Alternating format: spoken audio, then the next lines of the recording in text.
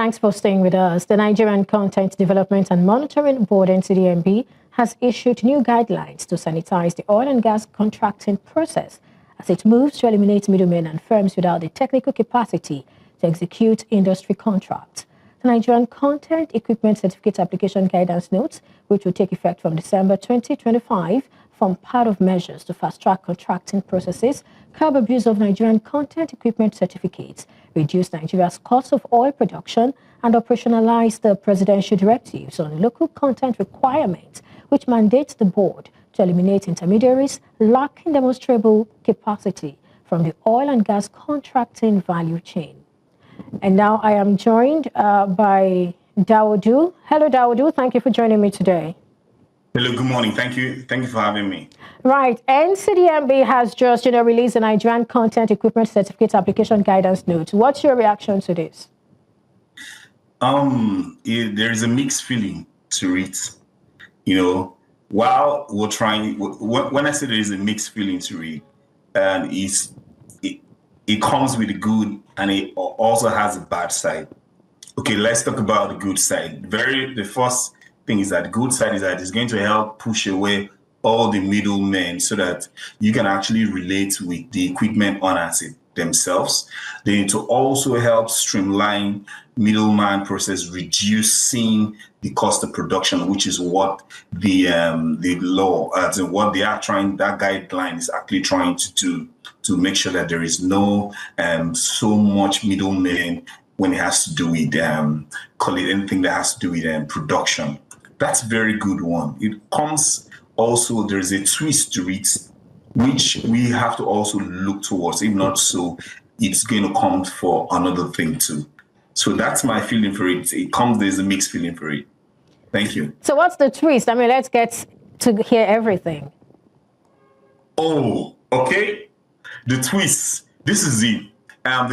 Formerly, before now, what we do, what happens in the oil and the gas industry is that when you have an equipment, you actually go ask to apply for an equipment. Before now, we used to register on the portal as AA or maybe different categories, which you were categorized in the oil and gas industry. After that time, that was being shifted. And then we now have what we call, you have a certificate for equipment, Nigerian Content Equipment Certificate, which the equipment itself must have. So what we do now with the new law coming up, we now register on the portal, putting all the documents for the equipment, especially ownership, showing that you have the equipment, you procure the equipment yourself. Certain documents will be required of you. After that, NCDMB will have a date they come to see the equipment, that this equipment even exists, though, that this equipment is in Nigeria and is owned by a Nigerian. So once that happens, they will now give you a certificate that will last you sometimes 2 years or a year, depending on the equipment itself. So that equipment, that certificate helps you now use it for contracts in the oil and gas sector. So that's previously what happens. But now what they're asking you to do is to cut out all the people that use other people's equipment. Let's not forget the cost of buying a vessel, the cost of a shipyard, fabrication yard. Now, do we have this equipment used every day? If this equipment is not used every day by the owner, so if you're telling only the owner to put this on the NCDMB portal, what you're going to do, you're going to reduce the numbers of people who can have access to this equipment. And by so doing, MOUs and the rest will actually be more. That's what you more or less you are abolishing, which is supposed to be a 50-50 win for both the owner. And because there are people in the oil and gas industry, I'm tempted to mention company names, but I'm trying not to, who owns this equipment, and the equipments are in Nigeria, and they don't even care about NCDMB portal. So they just keep this equipment there, and people who they call middlemen actually come in to give this equipment value because they are educated and they know what the sector requires. So they come in and actually make sure that these equipments are functional. Some of them are actually not even on the portal. as we speak. There are certain equipments that are owned by Nigerians that even the Nigerians themselves don't even care about. They don't even know what the NC Act is all about. Right. That's how bad it is. So now, if they are not aware of what is the NC Act all about, and you're kicking out all middlemen or people who are educated to be able to give life to this equipment, what you're going to do, you're going to kick out a whole lot of companies who are employing a whole lot, increasing unemployment. We're going to increase unemployment because once they're out of business, then the first thing any businessman will do is to make sure that everybody's sacked out of the office. So you're going to take off a whole lot of companies. Yes, you're streamlining the procurement process, but at the same time, you're going to kick out a whole lot of companies out of business. So it should be something they should come in and sit down and actually say, okay, fine, for this to this equipment, you can share. For this, for example, a tank farm. How many tank farms can be used by the owner in full capacity? It's except maybe someone like Dangote Refinery, they can use all this tank farm.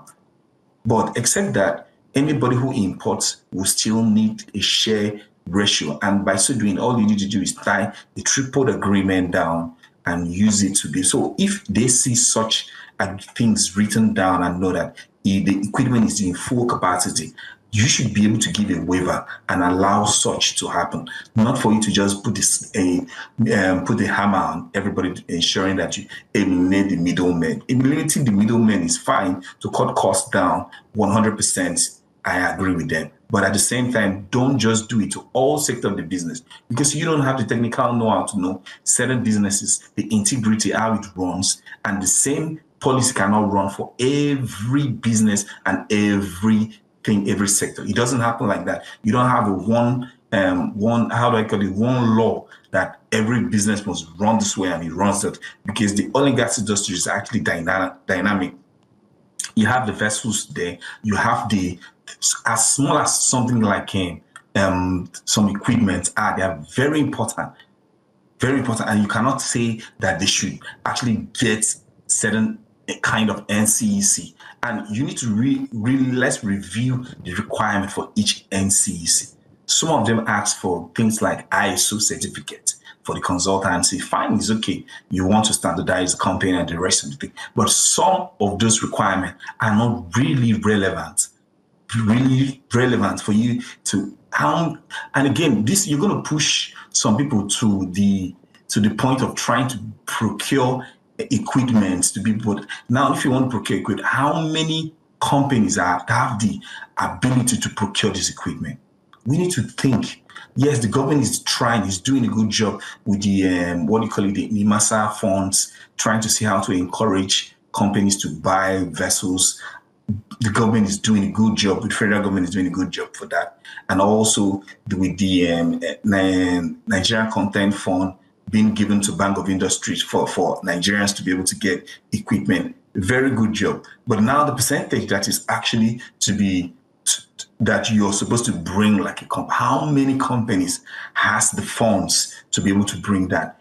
How, if they fall into a bank, what is the turnover? How are they going to meet up these things? Where are the projects to be able to? These are the questions we need to ask. So while you're actually putting up, and you also need to be checkable, medicine can't cause while medicine can't backfire. Right. So you need to look at those things. That's why I said it's a mixed feeling for me, because if you check and see, you find out that he's doing good, but also there is a twist to it. So we need to balance it up so that we don't kill companies. That's why I said it's a mixed feeling for me. You know, Daniel, from what you said, what I hear is lack of stakeholder engagement, or lack of, maybe deeper consultations and engagement. So looking at all of this, I mean, you've talked about how that there is the need to maximize some of these vessels, and the way to maximize it is to have some persons come take them and probably act as middlemen and all that. But, another thing that this particular guideline speaks to is the issue of demonstrable capacity. So is it the case that maybe NCDMB should focus on capacity and probably leave who the owner really is? You need both of them to work hand in hand. if you're talking about developing capacity, yes, we need to develop capacity in different aspects of this thing. Also, we need to also think about looking at the main equipment itself for those who have equipment. So both of them cannot work without the other. You need to ensure that you develop capacity to be able to meet the growing demand in the oil and gas industry. At the same time, too, you need to make sure there are equipments in the oil and gas industry. All right, let's talk about local content now. To deepen local content and ensure efficiency in Nigeria's oil and gas sector, what more do you recommend? What I would recommend, first of all, is that they should put an AI portal in place. What do I mean? An AI portal, an artificial intelligence portal that will be able to recognize certain kind of equipment and match it to the owners themselves. And then if there are people who are actually using that equipment, they should be able to allow certain people use it, and they can actually verify so that you don't have people who are lying or people who are forging that they are using. People who are actually using that and have a contract in place, they should be able to have an AI system that will be able to recognize that firsthand. Then also, they should also be doing an audit. And the audit down is for those using this equipment to find out that if they are truly using that equipment to the full capacity. If they are not, then they can actually allow for more hands to be able to come there. That's one thing I'll actually recommend. Then another thing I will recommend, which they are going to have challenges. On the portal, they'll always tell you, make a video of your premises.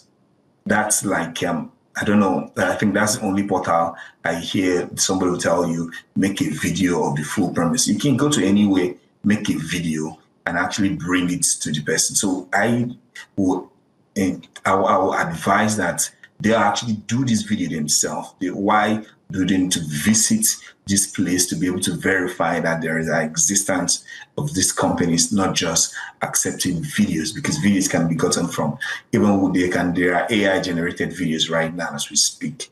So they should do more of the logistic work to be able to check this. Also, encourage companies when it has to do with the procurement of equipment. This can actually help. Those are the things I can recommend for them. All right, thank you so much, Daniel Duodu, ISO 9001 Lead Auditor and Strategy Compliance Analyst. Thank you for your thoughts on the show today. Thank you very much.